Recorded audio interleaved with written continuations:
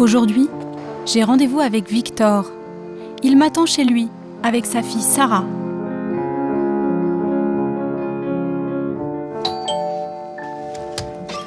Bonjour. Bonjour. Bonjour. Bonjour. Merci de me recevoir, oui. Avec Enchantée. plaisir. Je vous ai apporté le goûter. Oh, bah, c'est gentil. Alors, vous avez eu combien d'enfants? Donc j'ai 2 enfants, ma fille qui est ici Oui. et mon fils qui est là. Victor est né en France. Il a grandi à Saint-Nazaire avec ses parents et son frère. Arrêté à 9 ans, il traverse toute la guerre avec sa mère. Ça c'est la photo de ma mère quand elle est revenue de déportation. Ah, après alors? Amou, petit. Vivi, chérie, sa maman qui l'aime beaucoup, beaucoup. 6, 12, 45. 3 ans plus tôt, le 15 juillet 1942, veille de la grande rafle du Vel d'Hiv, des Juifs sont raflés un peu partout en France, et notamment dans sa ville, à Saint-Nazaire. Il était environ 8 heures du soir. On était à table et tout d'un coup, on entend un camion qui rentre dans notre rue et qui s'arrête devant notre porte. De ce camion descendent 6 soldats allemands. On avait peur, ma mère et moi, mais on ouvre. Ils sont rentrés en force dans l'appartement. Et la première chose que l'officier qui les commandait a constaté, c'est que mon père n'était pas là. Il a donc demandé à ma mère, vous allez aller le chercher et nous on garde l'enfant c'était moi. Et si vous n'êtes pas là dans un quart d'heure, nous repartons et nous emportons avec nous l'enfant que vous ne reverrez jamais. Ma mère était affolée, elle pleurait, elle avait perdu un peu son sang-froid, mais elle savait pertinemment où était mon père. Et elle est partie pour le chercher. Et quand elle est revenue, moins d'un quart d'heure après, les Allemands nous ont dit, ne vous affolez pas, nous venons pour un simple contrôle d'identité, car la méthode des Allemands, c'était de faire croire, quand une situation difficile se présentait, de minimiser la gravité de la situation. Et donc, ils nous ont dit, pour que les gens ne résistent pas. Nous venons pour un simple contrôle d'identité. Dans 48 heures, vous êtes de nouveau chez vous. Et c'est là où on a appris qu'on était arrêtés tous les 3. Mon frère était avec mes grands-parents à Paris. Il n'était pas là, mais s'il avait été là, il aurait été arrêté également. Et ma mère a eu toute sa vie le remords d'avoir été chercher mon père. Robert, son père, est immédiatement envoyé à Auschwitz. Victor ne le reverra plus. Lui et sa mère Jeanne partent pour Drancy.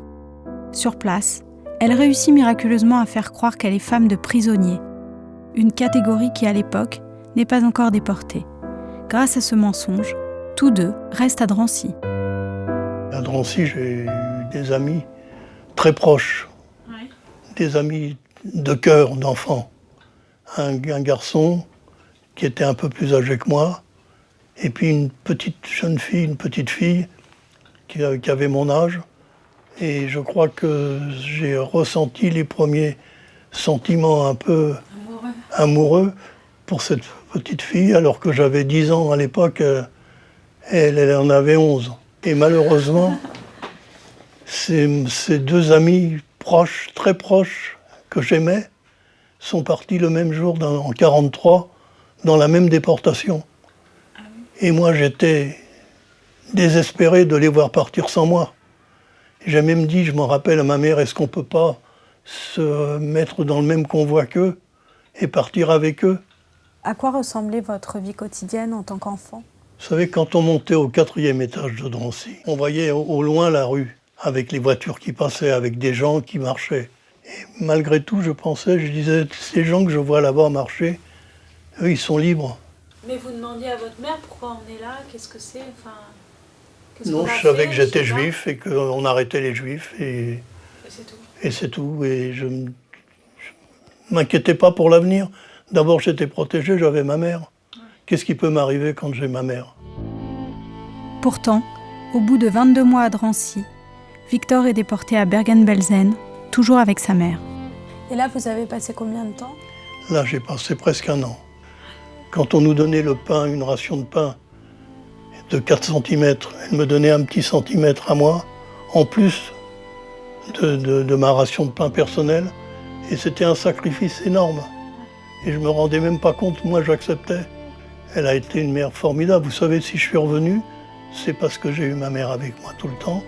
Et si elle est revenue, c'est parce elle était avec moi tout le temps. Puis un jour, sentant le vent tourner, les Allemands décident d'embarquer les prisonniers morts-vivants dans des wagons à bestiaux en direction de l'Allemagne. On était une nuit dans ce train. Ma mère, à un moment, a bougé et a gêné la personne qui était à côté d'elle. Et on était dépourvus de tout sens moral, de toute idée de fraternité. Et qu'a fait cet homme? Il n'a rien trouvé de mieux que de la brutaliser. Et moi, j'étais désespéré parce que j'étais très faible et que je ne pouvais rien faire. Ce jour-là, le désespoir de ma mère, ça m'avait complètement démoralisé. Et là, j'ai dit à ma mère, j'en peux plus. Si c'est ça vivre, si vivre c'est souffrir, autant arrêter tout de suite. Maman pleurait. Elle m'a dit, il faut que tu résistes. On entendait effectivement le bruit du canon qui se rapprochait. Il faut que tu résistes, on va bientôt être libéré. Et la seule chose qui m'a fait réagir, elle m'a dit, si tu m'aimes, tu vas essayer de résister, tu vas revenir avec moi. Et c'est les Russes qui nous ont libérés. Mais dans le train? Dans le train. Victor a le typhus, mais il survit et est rapatrié avec sa mère. Il passe par le Lutetia. Vous savez, quand on est revenu de déportation, on a connu la misère. On n'est pas reparti de rien, on est reparti de moins, rien. Moins que rien. C'est-à-dire que nous, on a eu On une n'avait enfance... vraiment plus rien, ni sur le plan matériel, ni sur le plan des idées, ni sur le plan de la personnalité. Il a fallu tout reconstruire, de se refaire une santé, mais même pas physique, une santé morale. Oui. Parce qu'on est déstabilisé par ce qu'on avait vu, ces cadavres que j'ai vus allongés par terre, qu'on n'était plus vraiment des êtres humains normaux. Et pendant 40 ans, moi, j'ai pas pu parler. J'ai pas parlé à ma femme, j'ai pas parlé à mes enfants.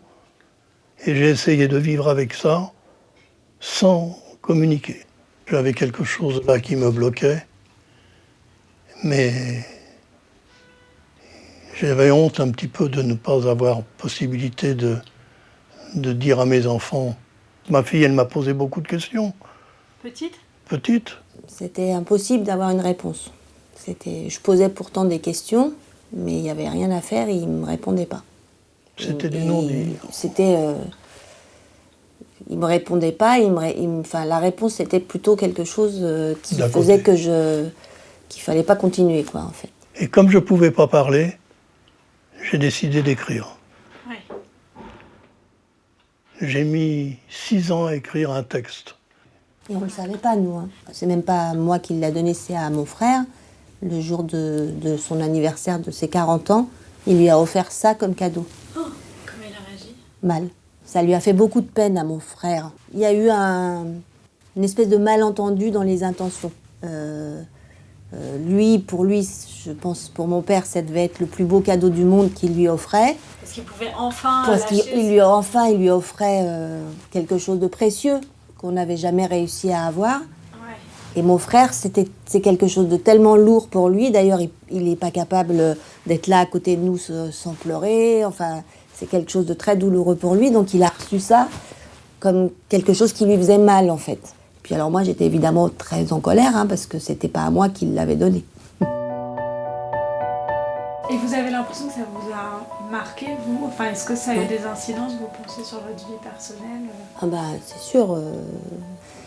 Eux, ce qu'ils nous ont transmis, c'est une force. C'est une force de se battre tous les jours. C'est une force de conquérir. C'est une force d'avancer. C'est une force de courage. C'est une force...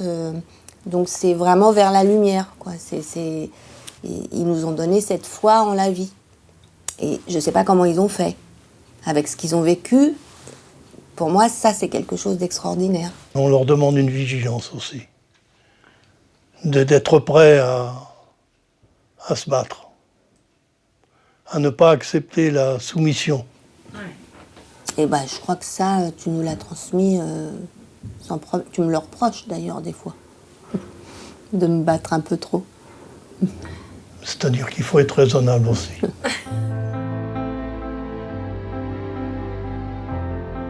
Bon, bah merci beaucoup. Le plaisir De a été pour m'avoir moi. reçu. Si plaisir était. Ah, c'est-à-dire? C'est-à-dire que de parler de ça, c'est pas vraiment quelque chose qui donne du plaisir. Non, c'est sûr. Mais le plaisir de vous rencontrer, ça, c'est autre chose. Merci beaucoup. Mais ça va, vous? Oui, ça va. C'est important. C'est important. Bon, au revoir, merci beaucoup. Merci à vous. À bientôt. Je vous fais la bise.